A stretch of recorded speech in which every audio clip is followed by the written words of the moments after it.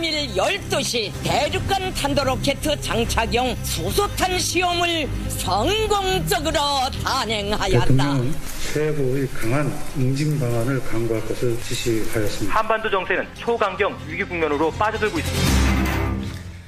예, 북한이 결국 어제 6차 핵실험을 했습니다. 규모 5.7.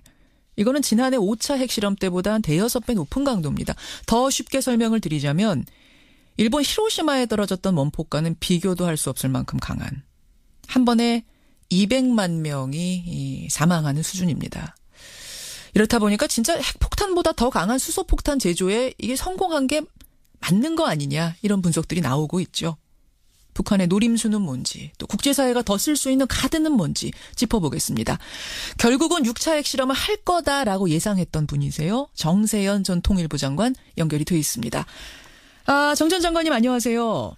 예, 안녕하세요. 네. 일단은 사실관계부터 좀 확인을 해봐야 될 것 같은데 네. 진짜 수소탄 시험에 성공한 거 맞습니까? 네, 수소탄으로 가기 위한 전 단계 실험에 성공한 것 같아요. 완전 수소탄을 만든 건 아니고. 완전하진 않고. 왜냐하면 이게 작년 1월 6일 날 4차 핵실험 했을 때 그들이 수소탄 전 단계인 증폭 핵분열 시험에 성공했다 이런 식으로 얘기를 했었어요. 그랬었죠. 수소탄 단계. 그다음에 5차 때도 같은 얘기를 했습니다. 9월 9일 날 했죠. 근데 이번에 그는 분열 수소탄이라는 것은 분열을 시키다가 갑자기 융합을 시키면은 그렇죠. 그 위력이 더 커진다는 겁니다. 그렇죠. 네, 원자탄은 분열탄이고, 수소탄은 이제 분열하다가 그 융합을 시키는 그 원리를 쓰는 건데 이번에 그 원리 실험에 성공한 것 같아요. 그러니까 이게 원자탄과 수소탄의 중간 정도 경계다 뭐 이런 분석들 많던데 정세현 장관도 거기에 동의하시는 거예요? 그러니까 이제 원자탄과 수소탄의 중간 단계라기보다는 수소탄에 좀 더 가까운. 수소탄에 좀 더 가까운 중간보다는 넘은 걸로. 그래서 이게 원리 실험에 성공했기 때문에 완전히 수소탄을 만들어 가지고 또 실험을 하는 일을 또 한번 할 것 같아요. 7차. 7차. 지금 5차에서 6차 넘어오는데 1년 걸렸거든요. 그러면 7차로 가는 데까지는 어느 정도 안에 할 거라고 그래서 보세요? 이제 원리 실험에 성공했기 때문에 지난번 작년이죠. 작년에 8개월 만에 같은 실험에서 진전을 보지 않았어요? 그랬죠. 그러니까 증폭 핵분열 저희 시험에서 성공을 한 게 4월 달에 그렇게 해가지고 9월 달에 또 한 번 해서 한 단계 업그레이드 됐고, 이제 1년 만에 또 한 거죠. 그보다 좀 더 업그레이드 된 걸 이제 성공을 했는데, 이번에 이렇게 되면은 꼭 1년이 걸린다는 보장이 없고, 속도가 빨라질 수 있고, 더구나 금년도에, 금년 신년사에서 김정은 국무위원장이 금년 내에 수소탄을 만들고 말겠다는 식의 발언을 했었어요. 기사를 했었어요. 맞습니다. 그래서 그 사람들이 말이 가끔은 허장성세가 있지만 어떨 때는 그 정확한 그 예고의 그 성격도 가지고 있기 때문에 의미도 있기 때문에 그런 그 가능성을 열어두고 대비를 해야 될 것 같습니다. 올해 안에 그러니까 김정은 위원장이 내뱉었던 그 말을 지키기 위해서 올해 안에 또 7차가 이루어질 수도 있다. 그렇죠. 가능성이 높다. 수소탄으로 가는 거죠. 그렇게 되면. 그러면 일단 뭐 레드라인 넘지 말아야 될 선 레드라인 넘은 거냐 아니냐 뭐 이런 논란도 있는데 사실은 전 단계라고 보시는 거면 레드라인 넘은 건 아니네요. 그렇죠. 문 대통령이 개정 규정을 지난 17일 날 하셨는데 ICBM이 그러니까 완전히 대기권에 진입하는 수준이 돼야 되고 되고 그다음에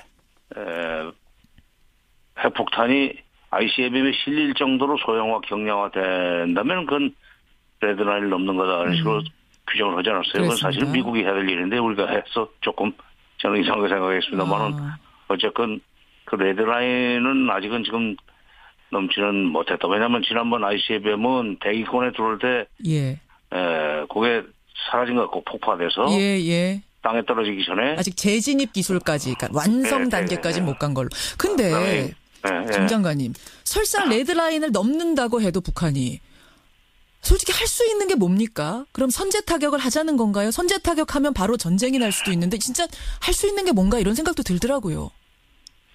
할 수 없죠. 근데 이제 자꾸 미국이 모든 옵션이 테이블에 올려져 있다는 얘기를 지금 몇 번을 했어요. 그러고도 예. 실제로 군사 행동을 하지 못했고, 예. 더구나 미국 내부에서까지 전문가들이 이 군사적 그 선제 타격은 전적으로 못한다 하는 얘기를 했기 때문에 북한은 맘 놓고 지금 이게 대드는 겁니다. 맘 놓고. 마음 놓고 대드는 거. 레드라인 설사 넘는다 해도 이게 바로 전쟁으로 이어질 거기 때문에 함부로 못할 거란 걸 알고 더 이러는 거다. 어떻게 보면 레드라인을 넘으면 바로 미국이 북한이 요구하는 수준 내지는 북한이 요구한 내용의 협상에 끌려 나올 수밖에 없다는 계산을 북한은 하고 있을 거예요. 거꾸로 지금 미국과 한국 쪽에서는 예, 한미일은 예. 우리가 압박을 유엔 제재 등 압박 또는 세컨더리 보이콧 같은 압박을 계속하면 예. 견디지 못하고 협상 테이블로 나올 거다 하는 얘기를 하는데 그건 착각이고 북한의 DNA는 그런 게 아닙니다. 그래요. 굴복을 안 해요. 그리고 오히려 상대방이 유화적으로 나오도록 끝까지 밀어붙이겠다. 벼랑 끝 전술 쓰겠다는 벼랑 끝 전술. 그런 사람들인데 예. 이번에는 레드라인을 넘으면은 미국이 결국 나오지 않겠는가 하는 계산으로 금년 내에 예. ICBM 또 쏘고 예. 그다음에 그러니까 대기권에 지지하는 기술 확인시키고 예. 그리고 또 수소탄 또 7차로 넘어가든지 이러리라고 저는 봅니다. 벼랑 끝 근데 벼랑 끝 전술이 항상 통했습니다. 벼랑 끝 전술하면 결국 어쩔 수 없이 또 대화해주고 이랬는데 이번에는 상대가 트럼프 대통령입니다. 이 트럼프 대통령의 성향이 기존의 미국 대통령들하고는 다르거든요. 정말로 레드라인 넘어서는 순간 대화가 아니라 물리적 타격 같은 것으로 갈 가능성은 없겠습니까? 근데요, 미국 트럼프가 아무리 돌발성이 강하고 그다음에 충동적이라 하더라도 예. 미국이라는 나라가 북한보다는 훨씬 시스템으로 움직이는 나라입니다.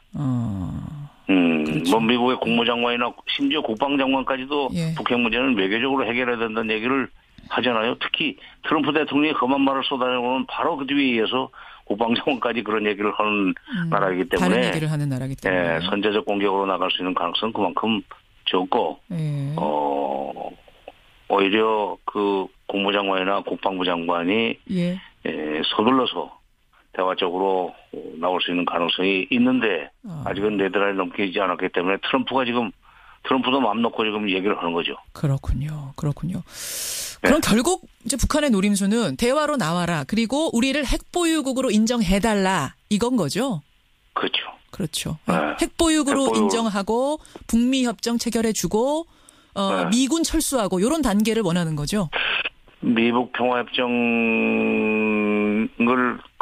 체결하는 과정에서 미군 철수를 일단은 요구할 겁니다. 그러나 미국이 그건 들어주지 않을 거기 때문에 중간에서 어디 타협이 이루어지리라고 저는 봐요. 과거에 또 북한이 했던 말도 있고 예. 미군 철수를 요구하지 않는 조건으로 평화협정 체결하고 수교해달라는 얘기를 92년에도 했었고 2000년에도 김정일이 직접 했었습니다. 결국 북한의 최종 목표는 그겁니다. 근데 여러분 한반도 비핵화가 우리 목표이자 세계 목표인 상황에서 북한을 핵보유국으로 인정하기는 어려운 거 아닙니까 지금? 어렵죠. 그렇죠. 그러면 못하죠. 그러니까 물리적 타격은 안 되는 거고 핵보유국 인정 안 되는 거고 그러면은 할 수 있는 카드가 뭔가 제재 카드가 남아있는 게 뭔가 제가 따져보니까 북한한테 원유 수출하는 거 금지시키는 거 북한도 우리처럼 석유 한 방울 안 나는 건 마찬가지인 나라기 때문에 원유 공급 막히면 살 수 없다.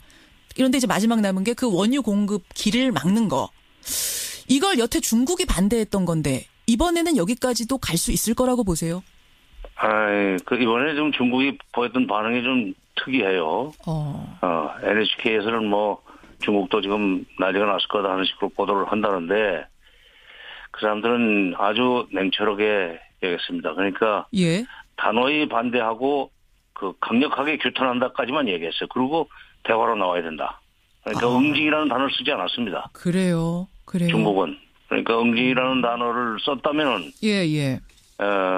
미국, 한국, 일본이 요구하는 원유 수출을 원유 수출 금지에 협조해줄 가능성이 있지만 예. 그런 가능성이 적고 또 러시아도 지난 1일 푸틴 대통령이 이번에 3일날 중국에서 열린 브릭스 회의를 앞두고 북핵 문제를 거론하면서 예. 결국 대화로 풀어야 된다는 얘기를 했어요. 그러면 그렇더라고요. 러시아도 미국의 요구에 응하지 않고 오히려 협상을 요구하는 대화를 요구하는 그런 자세로 나가지 않겠는가, 정책으로 나가지 않겠는가 하는 생각입니다. 알겠습니다. 이 상황이 참 어려운데 우리 정부 같은 경우에는 베를린 구상 발표하고 대화를 통한 해법을 계속 주장해 오는 상황에서 북한이 이렇게까지 나오니까 상당히 입지가 좁아진 느낌이에요. 강대국들 게임 속에 우리가 좀 배제되는 느낌 같은 것도 받고요. 어제만 해도 미국과 일본 총리, 미국 대통령, 일본 총리는 하루에 2번 통화를 했거든요. 코리아 패싱 현상. 이거 뭐 어쩔 수 없는 겁니까? 아니면 지금 문제가 있는 겁니까? 어떻게 보세요? 네, 일본이 그렇게 미국하고 즉각 전화하고 하루에 2번 하고 하는 거 부러울 필요 없어요. 그건 그런가요? 일본 사람들은 그런 사람들이에요. 뭐 있으면 아주 야단 법석을 치고 뭔가 지금 문제를 해결하는 것 같은 그런 쇼를 하죠. 그러니까 그건 사실 내용도 없는 얘기고 그러니까 우리는 그건 건널 거 없고 그것이 코리아 패싱은 아닙니다. 아닙니까? 중요한 것은 지금 이제 미국이 결국 대화로 나올 수는 아직은 없습니다. 예. 따라서 우리도 대화 국면으로 넘어갈 수는 없어요. 이런 상황에서 뭐 대화하자는 얘기 했다가는 뭐 국민들한테 정말 엄청난 비난을 받을 거예요. 그러니까 대통령도 청와대도 대화와 제재라는 얘기를 하면서 제재 문제와 제재와 대화라는 얘기를 하면서 대화는 긴 호흡으로 봐야 된다는 그런 얘기 어제 했습니다. 단서를 달아놓지 않았습니까? 그러니까 금년 하반기 마지막 단계나 가서 그러니까 북한의 핵 기술 능력이 미사일 기술 능력이 더 고도가 돼가지고 북한이 가만히 있을 수 없어서 협상을 시작하려고 할 때쯤 돼서 우리도 대화할 수 있지 않겠는가. 미국이 가만히 있을 수 없어서 협상을 시작할 때쯤 되면 그 말씀하시는 거죠? 돼야. 그러니까 그때까지는 소나기 낼 때는 뭐 알겠습니다. 우산 받고 나가봐야 젖으니까 집에 있어야죠.